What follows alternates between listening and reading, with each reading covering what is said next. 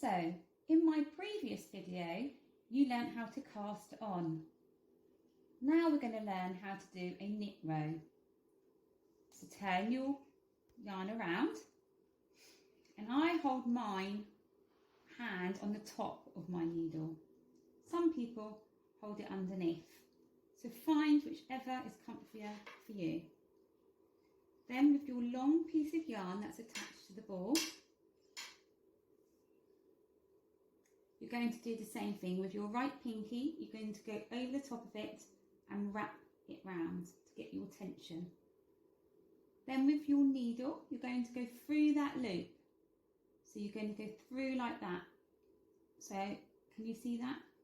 Not through like that, but actually through the loop. Then you can support the needle in between these two fingers if you like, and then wrap around, pull tight, not too tight, and then pull it off. So let's do that again. So you go in between, wrap, pull off.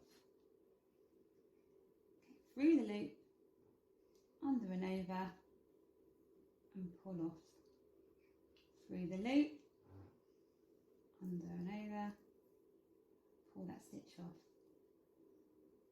And then you just keep going.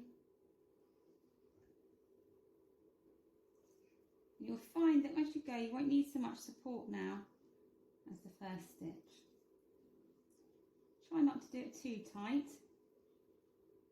If it does get too tight, just give it a little wiggle.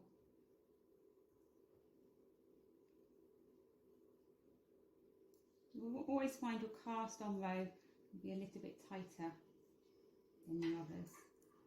And that is a row of knit.